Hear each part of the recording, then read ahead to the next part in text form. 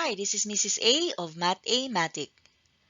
If you are new here, just want you to know that I have series of videos for grade 7, grade 8, and grade 9 math. Please don't forget to subscribe, share my videos, and like if you like it.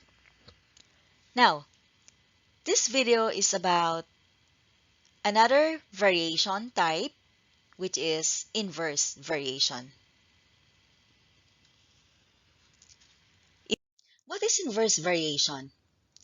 Inverse variation is a mathematical equation that describes relationship between two variables x and y, in which the product of the two variables is a constant k. So look at this one. It means that x times y is equal to k.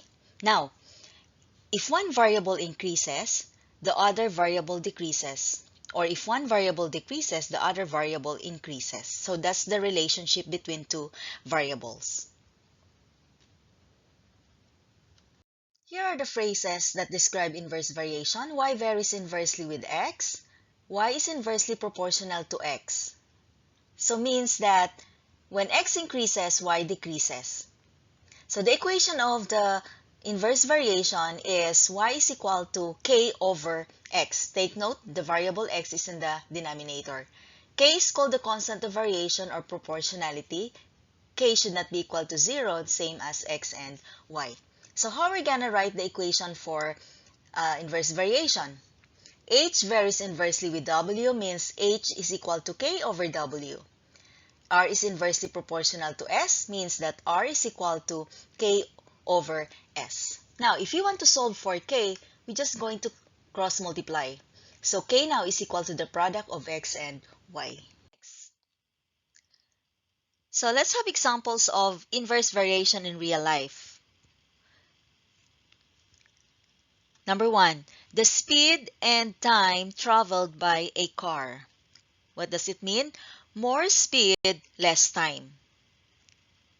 Okay, kung hindi nyo napanood ang direct variation, bago ako nag-start ng discussing about direct variation, in-explain ko muna or binigyan ko muna ng example, ano ibig sabihin ng variation.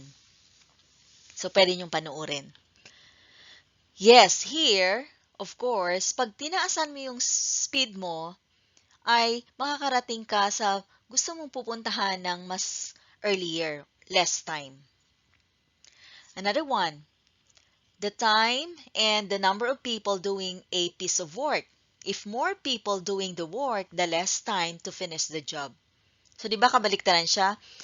Kung mag-increase ka ng speed mo, mas kukonti yung oras.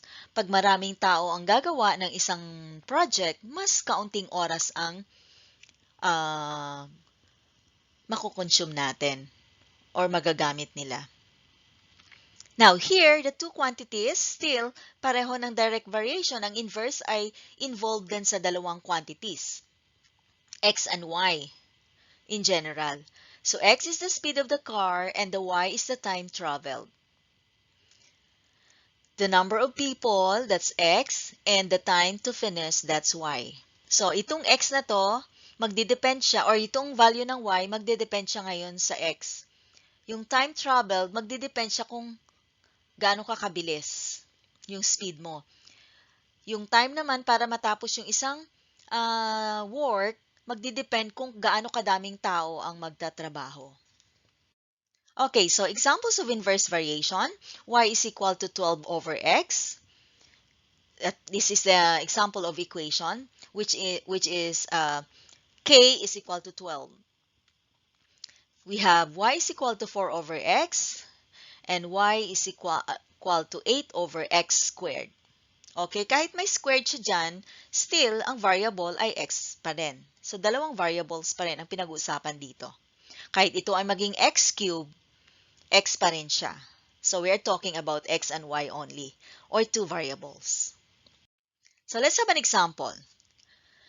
Suppose y varies inversely as x. So, alam na natin, y is equal to k over x. And y is equal to 6 when x is equal to 2. Find the constant of proportionality or constant of variation. Remember the value of k, or k is also called constant of proportionality or constant of variation. So here we want to solve for the value of k. So it's either you are going to use this formula or this one. Kung alin dyan na mas madali nyong ma-memorize. Now, so here, solve for k means if you're going to use this formula, k is equal to, substitute mo lang yung unang set ng given natin sa x and y.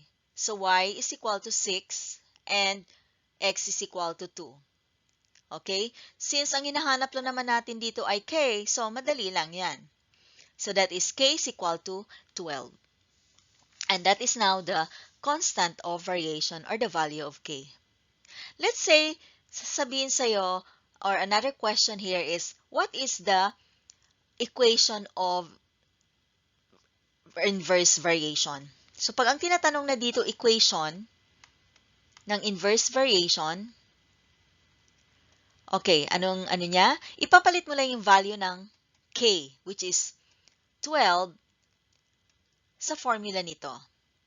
So, ano na ngayon magiging equation natin? Y is equal to 12, which is the value of k, over x. So, yun ngayon ang equation of inverse variation. Okay, next example. So, here, y varies inversely as x, and y is equal to 8 when x is equal to 2. Find y when x is equal to 4. So, dito ngayon, first, mayroon tayong first set ng given, y is equal to 8 and x is equal to 2. Gagamitin natin yan, yung first set of given na yan, para makuha natin yung value ng k. So, dito sa pangalawang set, ang nawawala ay y. Given naman ngayon ang x. Okay, so first, kunin natin yung, or isolve natin yung value of k. And using the formula, it's up to you if you want to use this or this one. So, k is equal to x times y. So, instead of x, you are going to substitute that value by 8 and 2. So, k is equal to 8 times 2. And that is equal to 16. This is now the value of k, 16. And you can write now the equation for that. So, what is now the equation? Y is equal to k over x, right? And you can substitute now the value of k, which is 16. And then, the other value of x, which is 4. 16 divided by 4, that is 4. And that's the value of y when x is equal to 4. That's the, this is the constant of variation, and this is the value of y. What is the equation here? The equation is simply y is equal to 16 is k, 16 over x. That's the equation of inverse variation. Now, we have another way on how to solve this one. I just want to show to you, but it's up to you if you want to follow it or not. Because regardless, you will get the same answer. Okay, we know that the first set of given, we can solve for k. It means the second set ng given, that is also that is also equal to k. Now, since the first set, y sub 1, let us name that as y sub 1, x sub 1. The second set here, y sub 2, x sub 2, wherein sa second set natin, nawawala ang y sub 2, is equal to k also, which means we can equate these two. Since pareho silang equal sa k, ibig sabihin, equal din silang dalawa. So, magiging y sub 1 times x sub 1 is equal to y sub 2, x sub 2. And now, you can substitute their values. What is y sub 1? 8. And the first, or the value of x is 2. And sa second set natin, nawawala yung y. And the value of x is 4. Then, you can solve for y. 8 times 2, that is 16, is equal to 4 times y, that is 4y. Divide both sides by 4. Divide both sides by 4. Therefore, y is equal to 4.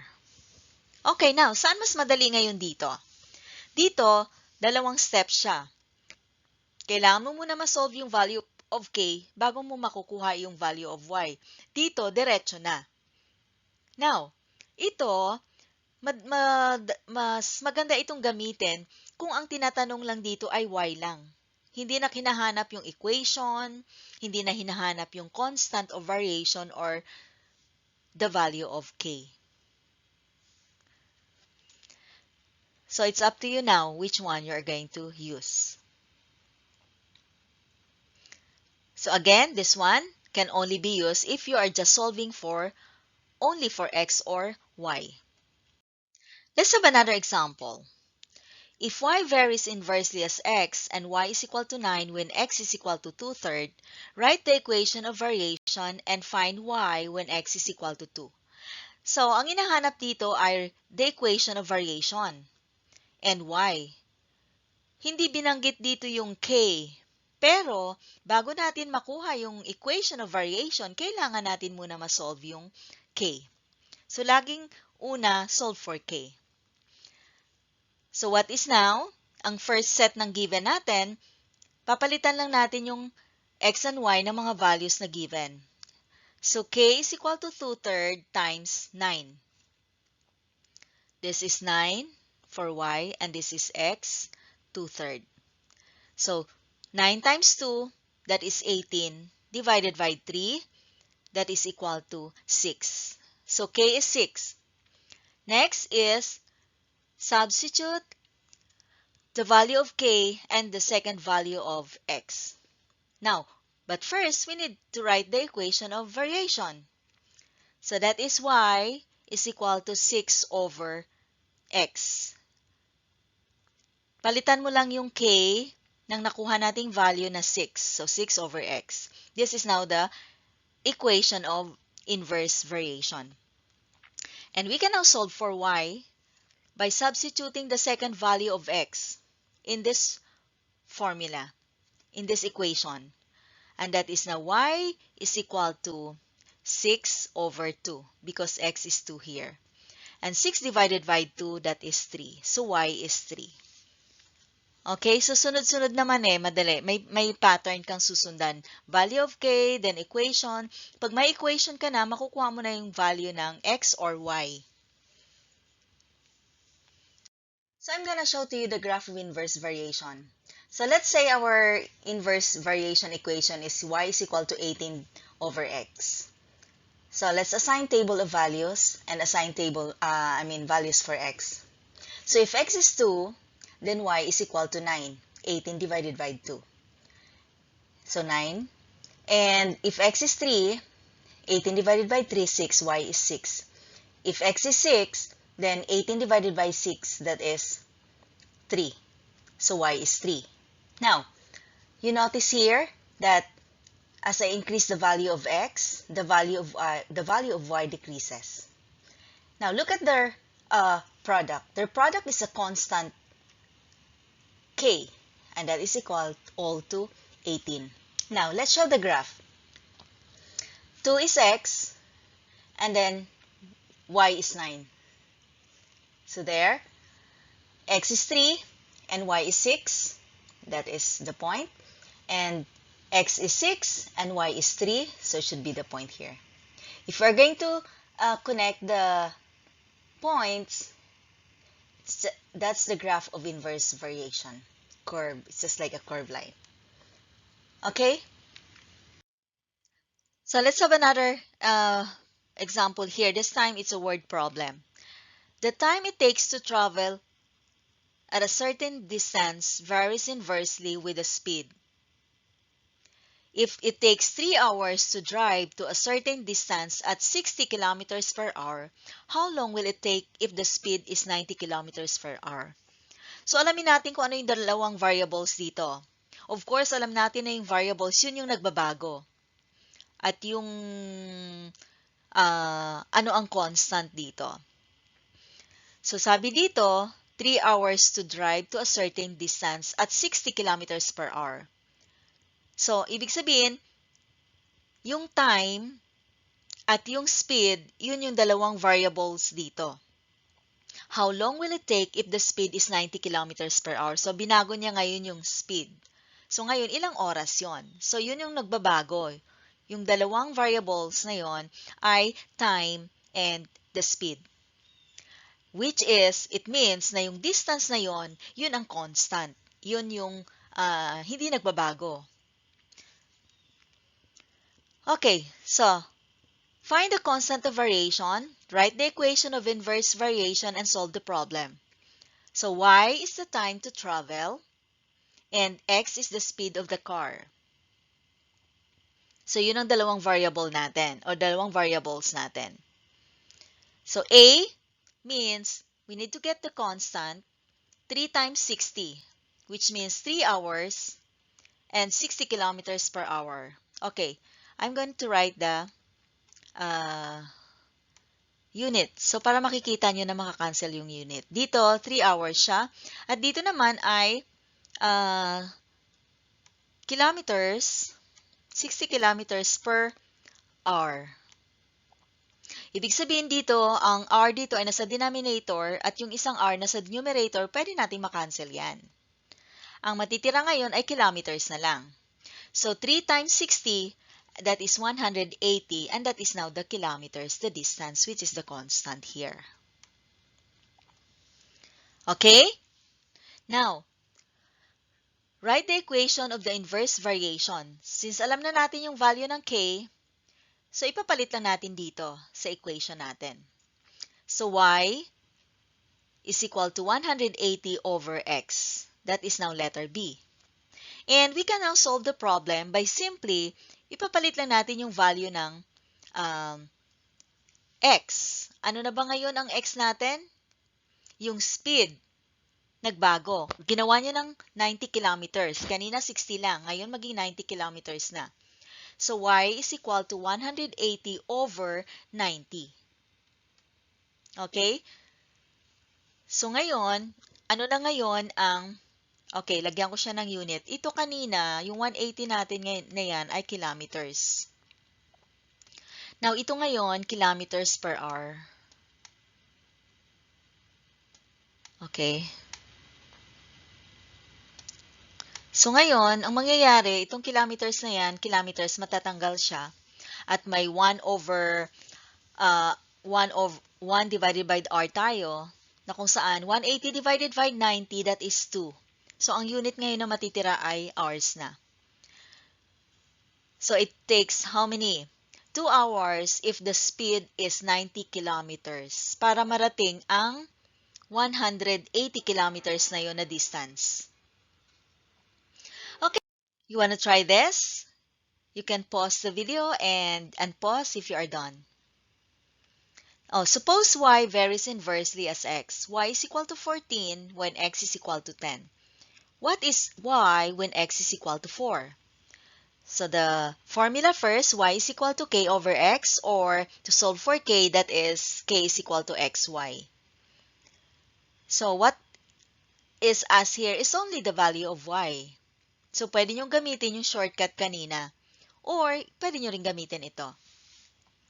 So to solve for k, that is 10 times 14.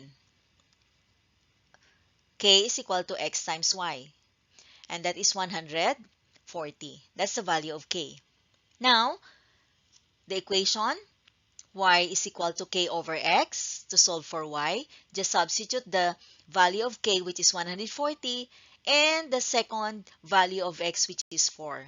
So, y now is equal to 35. So, 140 divided by 4 is 35. Tama ba? 14, that is 3, 12. So, 2 times, okay, so 20 divided by 4 is 5. Okay, y is equal to 35. That's all for this video, and thank you for watching. See you on the next one. Bye!